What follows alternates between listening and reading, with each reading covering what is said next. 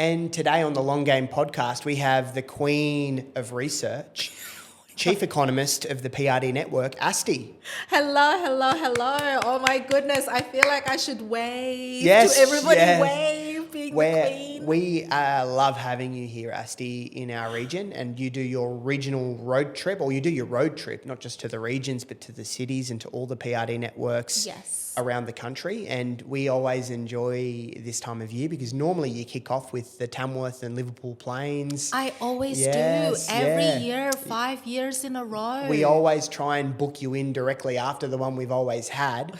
And they've just gotten better and better and better. But I think, and you might share this with me, Asti, I think research is so important in today's world where there's so much noise in the marketplace. There's noise around a number of things that we'll talk about today. But for our long game listeners, a little bit about you, Asti, if that's okay. Yeah, absolutely. Yeah. So my name is Dr. Asti Mardiasmo. I am the Chief Economist for the PRD Group. I have been with PRD for 12 years. Wow. Which, is quite a long tenure. But, that tenure has given definitely a lot of background expertise, seen quite a few cycles, whether it's COVID, whether it's cash rate hikes, cash rate cuts, GFC, any other shakes in the market. So I've been with PRD for 12 years now. Data is in my DNA, I think. Data and making sure that we have accurate, high level. I always make sure that I have access to raw data, and this is what many people don't understand when it comes to data. A lot of people take just the aggregate, which is just what is published out there as is. Whereas me being a researcher, I always make sure. So for example, if there's been 100 sales in Tamworth in the past month, I want to see all of those 100 sales in my Excel sheet so that I can actually read what's happening in the market as opposed to just taking like what you said, the noise of what's happening in the market. So actually getting down to that nitty gritty. So I've been with PRD for 12 years. I do hold several other hats. Yes. Sometimes I still wonder when I have the time to sleep or watch my favorite Netflix shows or, do my dancing, which is my hobby. Yes. But I sit on the liaison group for the Reserve Bank of Australia. So what that means is that every 3 months or so, we're invited to the RBA's boardroom to give an update on what we're seeing in the market. Yeah. How are people feeling about whether cash rate cut, hold, hike, anything else that's happening in the economy? What are we seeing in the property market, and not just property market, any industry? So how are consumers feeling? How are businesses feeling? How is everyone tracking along, basically? And in return for that intel, we're then very privileged to actually sit with the RBA senior economists and board members where they give us the intel of, well, this is what we're seeing on our side of the pond, on our side of the data, and this is how we're making decisions for the economy, and this is why. So, I think that's a very privileged position to have, and especially being that close to the decision makers of cash rate and anything else happening in the economy. So that's something that I do in my spare time. I say spare time, even though I probably don't have a lot. I'm also a university lecturer. So I lecture at the Queensland University of Technology. So I teach Bachelor of Property Economics to second-year students and third-year students. My background, my doctorate is in economics and law, specializing in public policy. So I teach a few public policy classes at an MBA master's level for QUT as well. And a few other bits and bobs, like I'm on this the Queensland Government's Olympics, Brisbane 2032 Olympics Legacy Committee. I'm on the Property Council of Australia's Queensland Residential Committee. And of course, I do a lot of keynote speaking around the country and also some expert commentary in the media. Yes, you absolutely do. And you are a great asset to the network Thank for all of you. the above, especially with a view to discussing real estate, Yeah. property, which is a love of ours and a love of our networks. Having data is so important with relation to property. Would you agree? Absolutely. And the main thing is property is, and this is the part where you say, you love property. I love property from the fact that it is a basic human need Yeah. that is such an, and if you don't have that security in your home, if you don't know where you're going to be living and sleeping at night, nothing else matters. And this is something that I battle with all the time in any committee that I sit in, right? When they say, oh, we're going to create this, we're going to make this. And I said, yeah, but if people don't have a place to live, if they don't know where they're going to rest their head at night, they're not really going to be thinking about what sort of sports they're going to be doing or what sort of other extracurricular activities they'll be doing. The whole argument of let's build the infrastructure and the people will come, it's not wrong, but where are they going to live? Exactly. And at the moment, there's just so much data out there, Mark. And AI and ChatGPT and Copilot have played such a massive role in people being able to just enter a few keywords and finding out data in quotation marks. But many people don't realize how AI work and how ChatGPT work in the sense that it doesn't do analysis in the form of what is the raw data and what is the actual of happening in the real estate market. What it does is that it compiles all of the information that's been uploaded online and summarizes that and finds that for you in a very quick manner. And so if you think of it from the perspective of if that's all that it does, if the data that is uploaded is incorrect, then you're getting incorrect information. Yep. And so that's why data is so important for property because it's the biggest and most expensive asset you're going to buy in your life. And it's such a long-term debt. Most home loans are 25, 30, 35 Correct. years. Yep. So that's why having the correct data and data that is relevant to you, that's another layer of it. Because as you said before, there's a lot of noise out there. What's happening with the federal budget? What's happening with the cash rate? What's happening with Trump? What's happening in, politics, everything. But are they relevant to you? And so it's not just about having accurate data. It's also having data that is relevant to you to make decisions that is best for you, for your own financial situation. I have so many clients come to me and say, is now the time for me to buy another investment property? Or is now the time for me to buy my first home because I don't want to miss the boat? Or I don't want to miss a particular grant, or I don't want to miss a cash rate cut, or I don't want to miss something. But if you look at their finances, they're not actually ready. It's not the best time for them to get into the market. So that's why data is so important, the accuracy of it, the relevance of it, so that you can make the best decisions for you. Well put, Asti. I think that's a great summary in why data is so important for the individual. Yeah. But also ChatGPT and Copilot aren't the complete answer to the equation. One thing I like to look at AI, for example, it's a useful tool, but you also need someone to teach you how to use the tool. Yes. And that's, in my mind, simply yes, you have that raw data. Now you need someone like Asti and her team to decipher what is the true intent of the data and where you, with your individual circumstances, can benefit from it.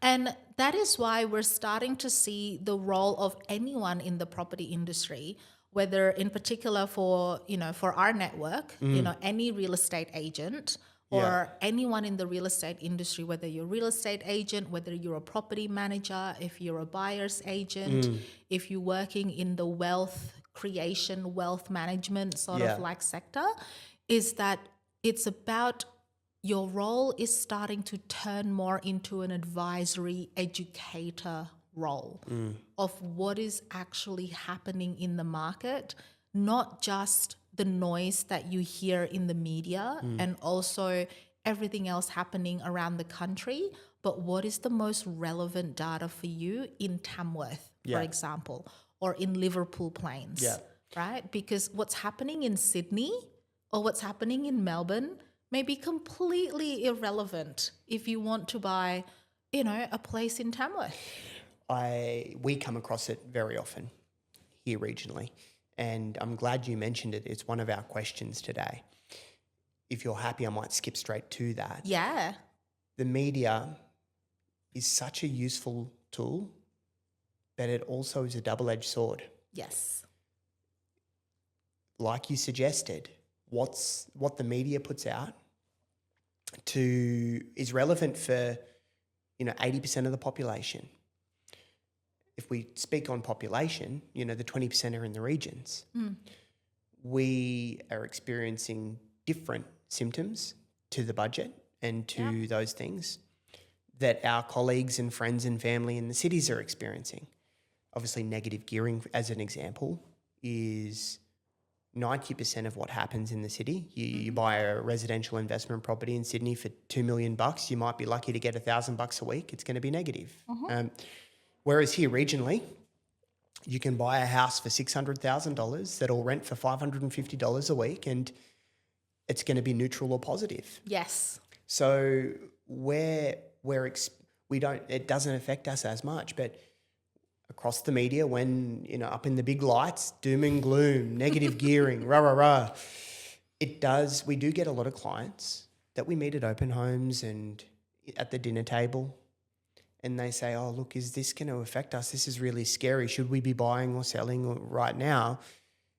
Really, that media, it's like a machine gun in its approach, as opposed to a sharpshoot. Coming to the question, research and the media, what's the relationship between the two, and how can normal everyday Australians use PRD research to their advantage when the media is putting out so much? So the first question there on how the research and media relationship, right? So we are in the media often. Sometimes I will do 7 to 8 media interviews in a week. Yeah.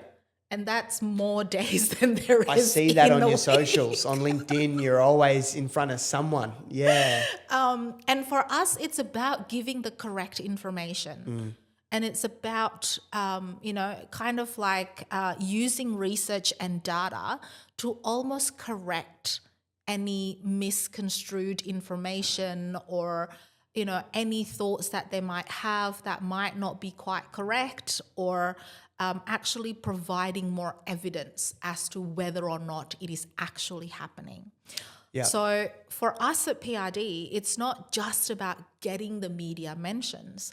We're getting to a stage now where media is coming to us to ask for our opinion and to ask whether or not we have the data that will back up something, or if the data actually dispels and literally just, myth bust block that sort of particular thought. I saw you here with Grace today from our network. Yeah. So Grace, she's a wonderful person, and that's cool to see. That's a live example of that. The media coming to you. Absolutely. And I saw at yesterday's event, the mayor came up to me and said, "Hey, Asti's fantastic. We look forward to continuing to working with her." And I saw the guys from planning there with you and a few others. So I think that's really a cool way of breaking down those barriers. And it definitely does. And the thing is, because there's so much noise in the market, people are actually hungry for correct data. Yeah.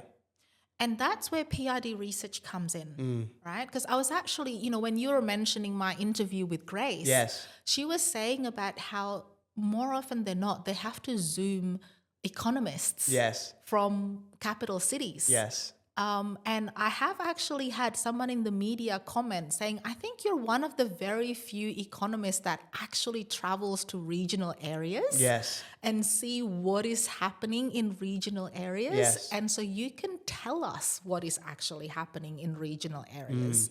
And I think that's the strength of PRD research, is because when we create our research reports, it's based on where we have a PRD. Yeah. It's not just based on capital cities like Brisbane, Sydney, Melbourne, Adelaide, Perth. Yeah.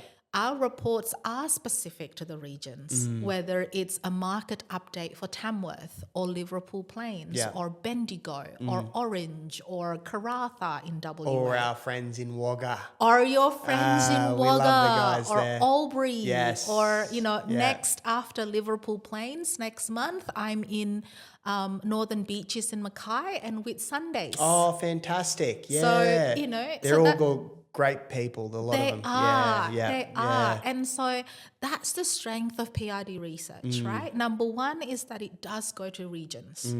And it reports specifically on the regions. It's not, say, for example, a one big page on this is what's happening in Sydney and New South Wales, and there might be a paragraph in about Tamworth. Yeah. The whole report is about We Tamworth. love our reports. Exactly. I wanted to, that's where I wanted it to go, because we, PRD research, I've showed off our reports. It's a point of pride, actually, because when we get people asking about things that are happening in the marketplace from a national perspective, I actually have the real-time data from our Tamworth reports, Tamworth first and second half reports for both Tamworth, Liverpool Plains. We're able to show them real-time acute data on the marketplace that we're in, which also, the amount of times people have exhaled after reading that report going, actually, we're pretty good here. Yeah. And in some cases, we're outperforming the city markets. Yes, absolutely. So that's, it's as you said, it's eyes wide open stuff. It's, getting the real story, not just the macro, what the media is putting out. And in times like this, Mark, in times where there's a lot of uncertainty, right? That's because I'm not going to sugarcoat it. Yep.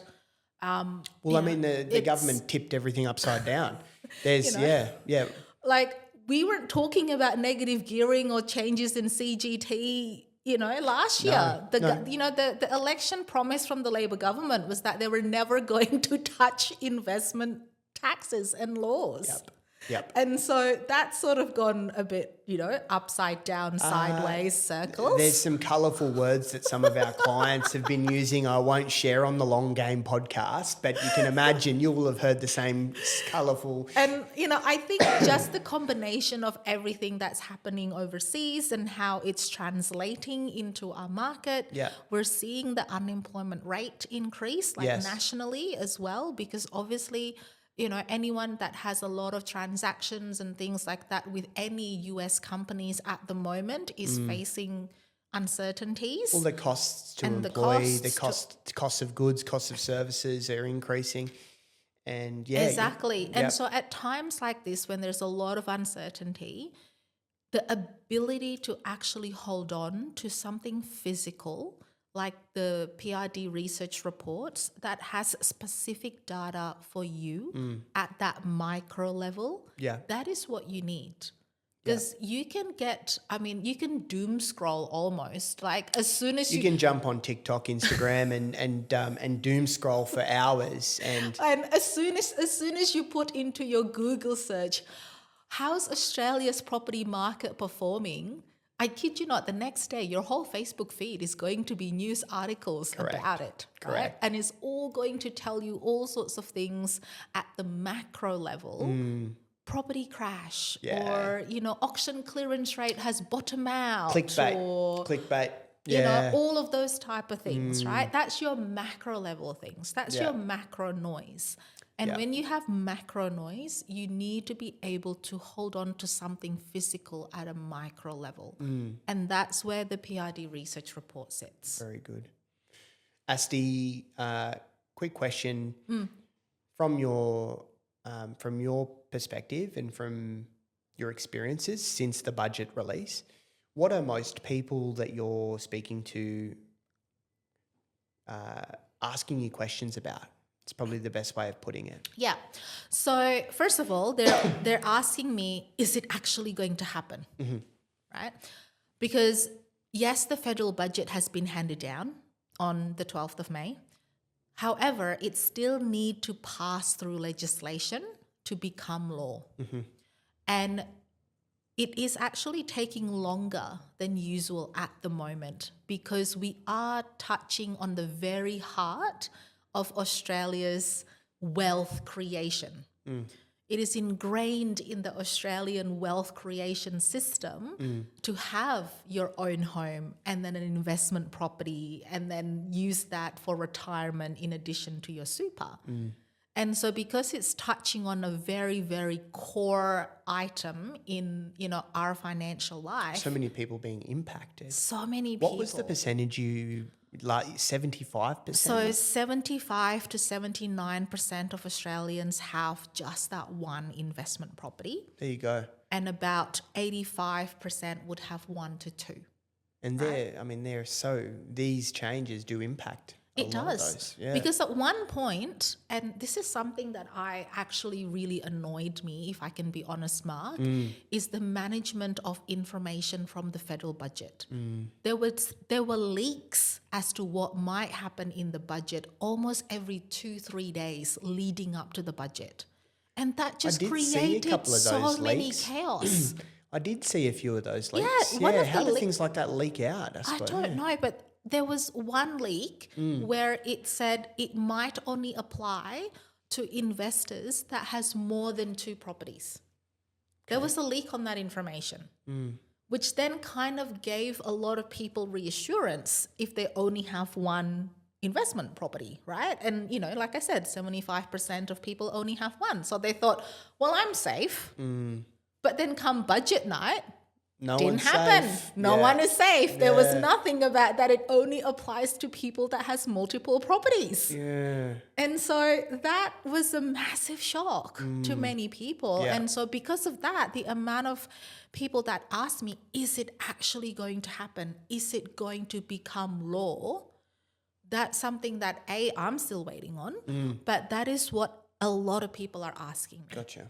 And I do also have other agents that tells me, Asti, my investors literally after the Tuesday release of the budget put their houses on the market, their investor properties on Thursday in the market.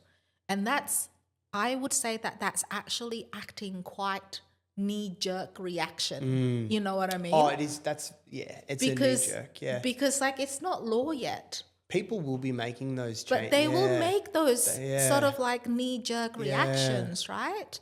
And so that's what they come to me to say, is it actually going to happen properly? Is it going to become law? What are the chances of this? Do you want to hear what's happened in our marketplace? Yes, please. Tell me. We're having a mini boom. See? It doesn't make sense, Asti. It does and it doesn't. We've spoken about what the media is putting out. We're selling more investment properties than ever because I think what's happening, this is my feeling, we're getting a lot of out-of-town investment interest. Yeah. So I've got a feeling that perhaps people are now looking forward and going, okay, well, I'm going to sell or I'm going to not buy in the cities for a moment and I might pick up a neutral or positive investment in the regions. I'm not going to claim any negative gearing benefits because, and I might buy it in a company or a superannuation fund. Yep. So bypass most of the issues that could potentially, if passed, will happen. Yep. But we're getting smashed. Yep. We don't have the supply to offer them.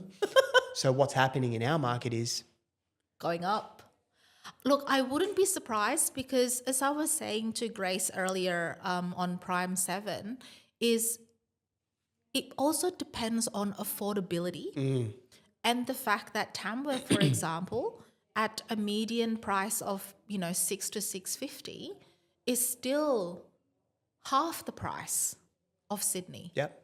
Even in different parts of Sydney, it'll be a third of the price. Yeah, that's the other thing, like we talked about with media. I listened to the Carl Stefanovic podcast just last week or the week before, and they had a couple of blokes, they had a young lady and a gentleman talking a bit about the budget and how it affects the property markets. And this young lady, she was very smart, lovely young lady, but she was effectively saying, no, we need to have affordable housing in all marketplaces. And the argument that I suppose the other gentleman had was there is plenty of affordable property in Australia. Perhaps you're not going to be able to buy that affordable property in Parramatta. You might actually have to look at buying that affordable property in a place like Wagga or Tamworth or Toowoomba. Yes. So I think that why most people are in an uproar, and this was an interesting conversation. I actually really enjoyed listening to it, that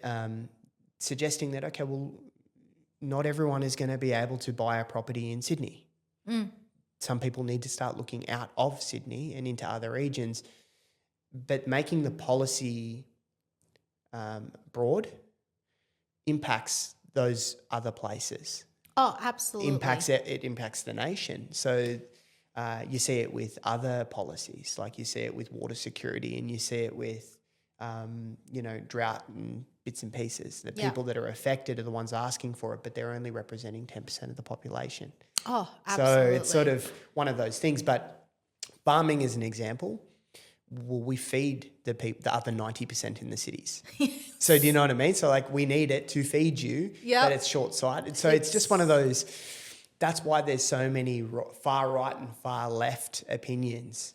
The truth is somewhere in the middle. But there's so much noise about the budget. And I think what many people don't realize as well is that there's a little bit always a short-sightedness when it comes to national policy, in the sense that the short-sightedness is locational.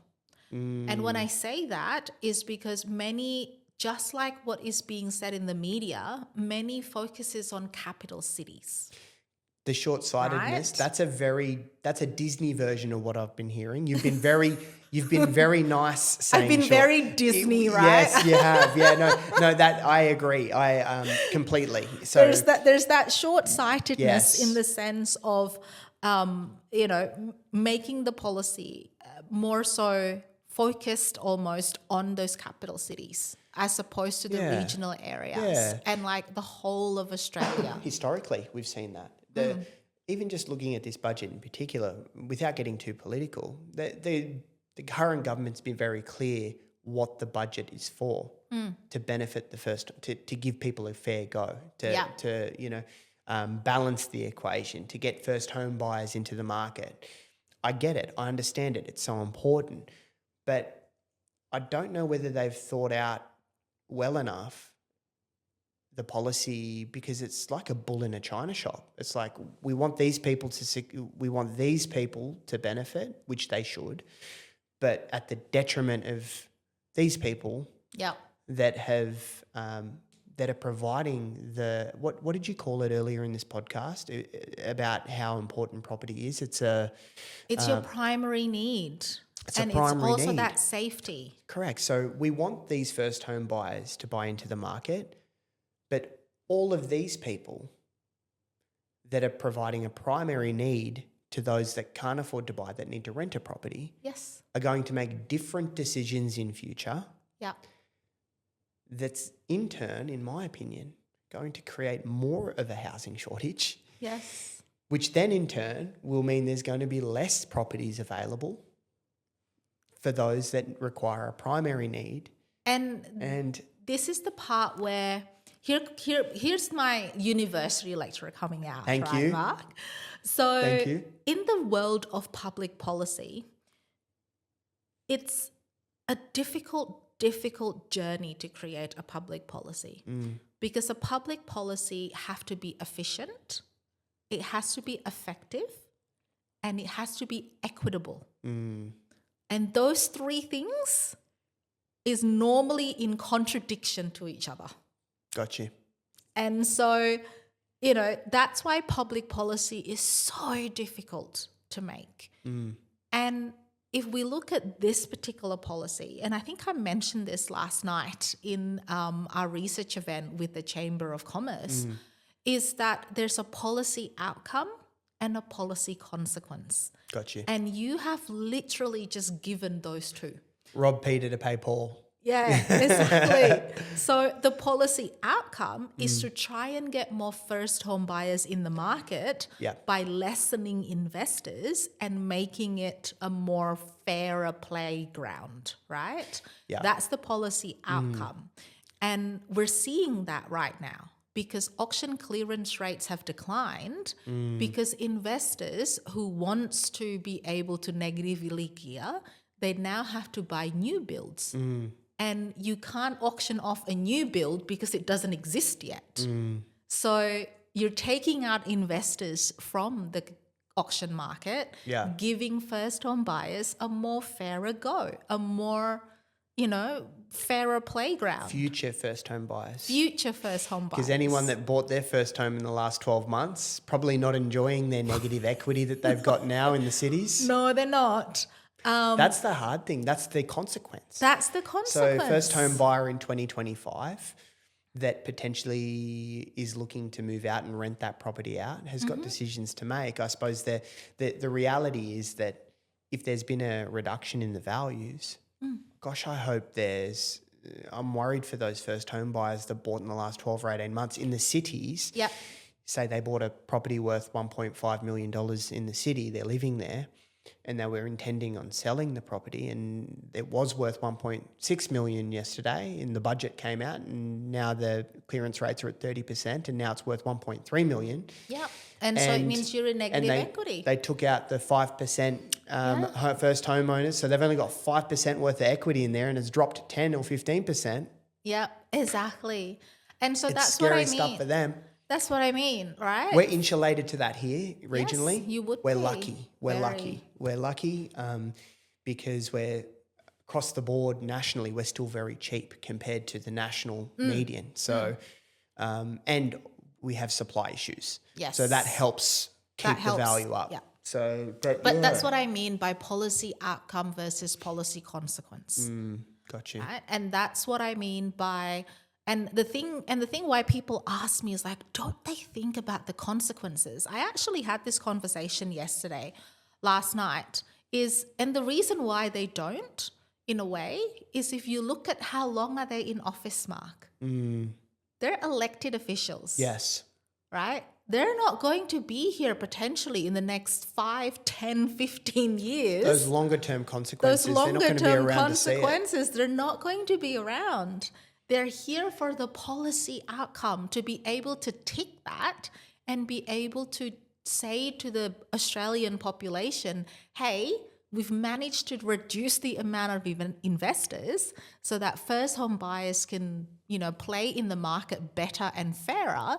And look, there's been an increase of however many percent in first home buyers in the next, say, 6 months or what have you. That's a policy outcome tick. Right? And that's a short-term thing. Tick. That's that a short-sightedness, right? Yes, and because they'll want to be able to say that when it comes to then election time again. These are all the policy outcomes that we've been able to achieve. I don't think they're getting back in again. Not after backflipping on the. Yeah, I think Australians in particular, they have a real issue with people lying. I'm not in politics, but nor am I. The good thing about the media, is it records everything. So my TikTok after the budget announcement was just full of 2024 or 5, I can't remember when it was, that they said, no, we will not be touching negative gearing. And then the budget announcement and just like it's just there and there. Yeah. And so it's going to be they'll be pushing uphill, I suppose. But look, that's one of those things, Yes. I think that's why it's so important for people to get off their butts and vote when the time comes. It does.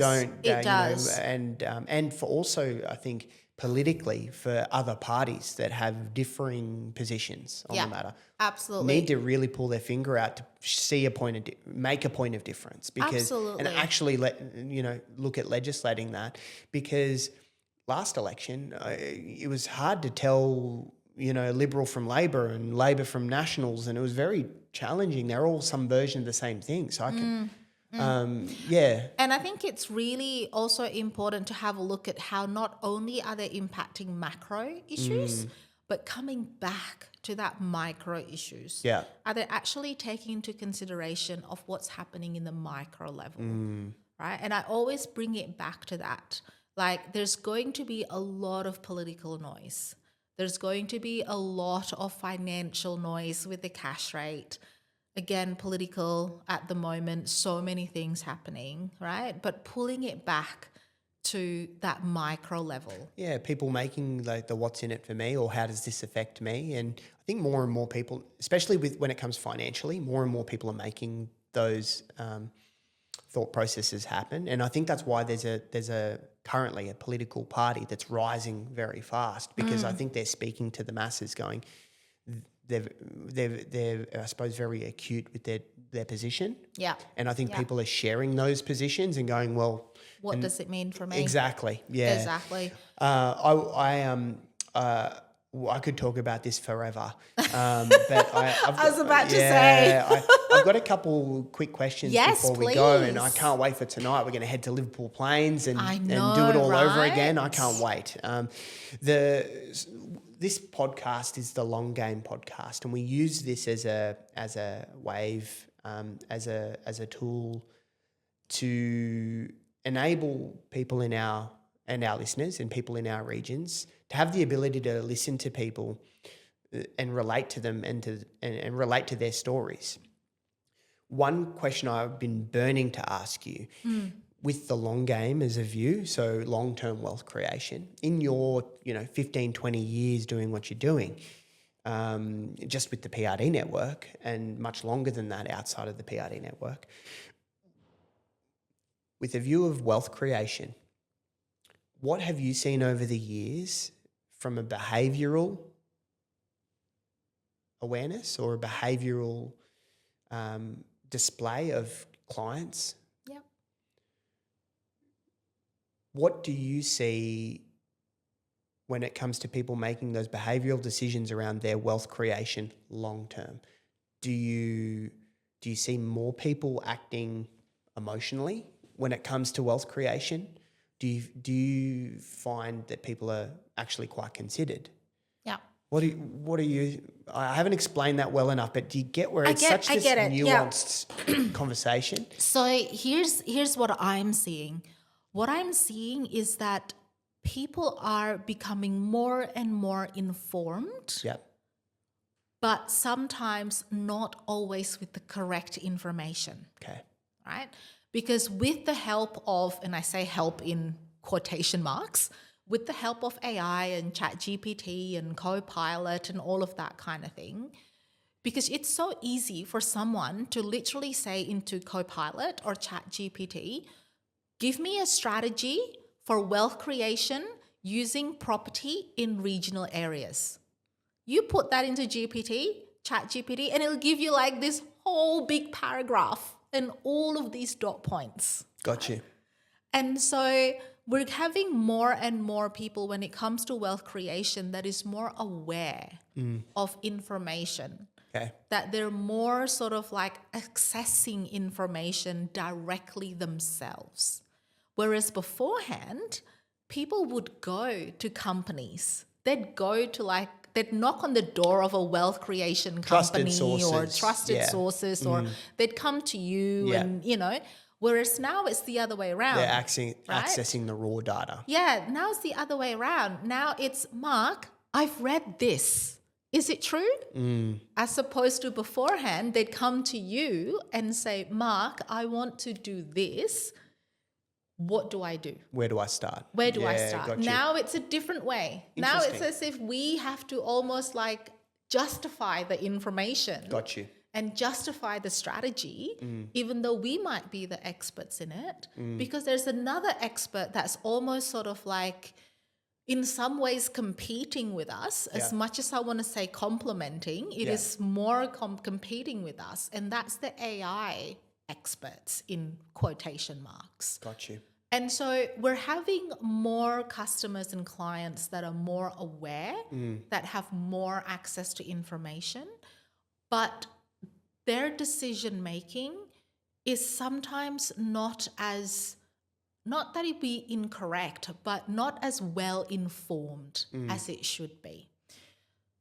It's almost like they're doing double the work. AI can be deceptive at times too. Yeah, they'll go to AI and get that information, and then they'll come to you. Yeah. When literally they could just come to you. They could, but they're going to AI first. And it can be deceptive. Like, gosh, it can be deceptive information. Like, there's a Tamworth in UK and there's a Tamworth in in Australia. Yeah. So if you go, what are the property prices in Tamworth like, or what's the marketplace like in Tamworth? Pump it in.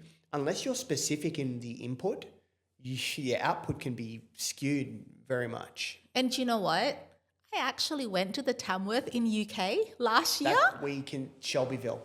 Because Springfield, they're Shelbyville. because I grew up in Birmingham. Did you really? In the UK. Really? So I did. Does that mean you're a Peaky Blinder? Well, it means apparently that I'm a broomie, Okay. or whatever that is. Have you seen the Peaky Blinders I have series? seen the Peaky Blinder, but no, I'm not. No? Okay. I'm not. Okay. I spent my teenage years in Birmingham. Okay. And Got you. Tamworth is literally like about 45 There you minutes go. away from Birmingham. Wow. So I actually have an aunt that lives in Tamworth. Lives in Tamworth, So UK. I went to She might be Tamworth, my pen UK. pal. And so, I mean, the only difference between this Tamworth and that Tamworth is Yeah. that Tamworth has a castle. So the Tamworth in UK has a castle. You need to build the castle of Mark Sleiman, and then I'll have to get some Tamworth royalty involved. So Luke from Tamworth, if you're listening, we need to commission. We need to actually. We might turn the Ray Walsh House building into a castle in Tamworth. Sounds good. Yeah. But so, and I am seeing more and more clients when it comes to wealth creation becoming a little bit more selfish too, Mark. Okay. In the sense of like, look, we know there's information out there, but what is the best for me and my family? Because it could and the family is changing. Yeah. All right. Like you and I have children. Yes. There are families that don't have children. Yeah. Right. And so it's now becoming more and more sort of like, how is it going to impact me? And how am I going to wealth create and safeguard that wealth creation, depending on whether I have dependents or not?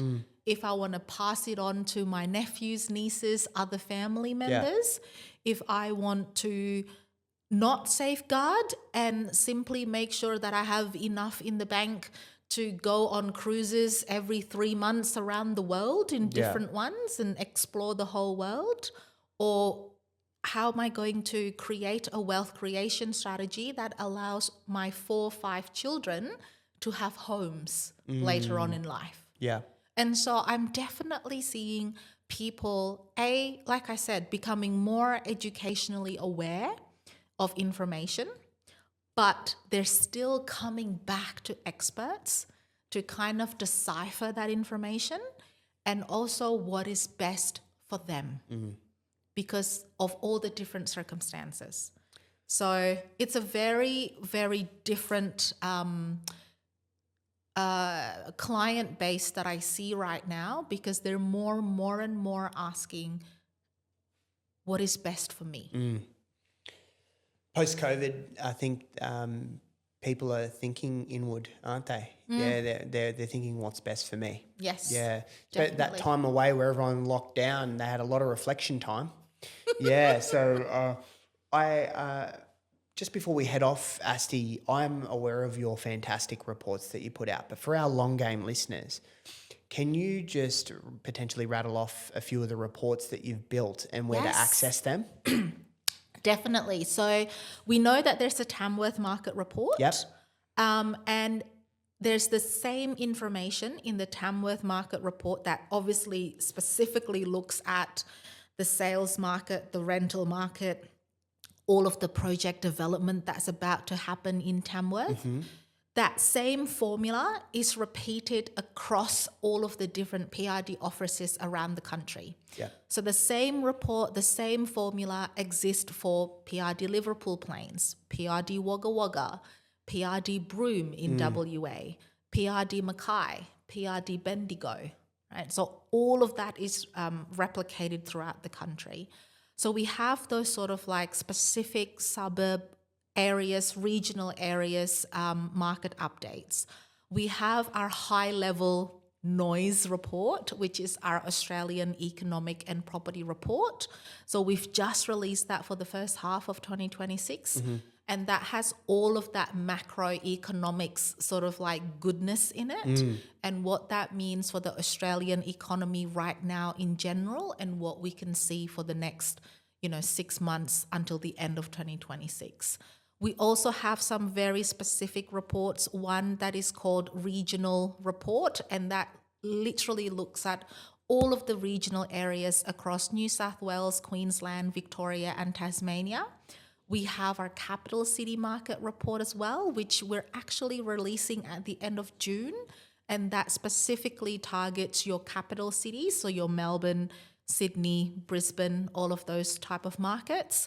And all of that is if you just simply Google PRD Research Hub, you'll be able to go to our webpage and download all of that reports at your content and for any time that you wish to do so.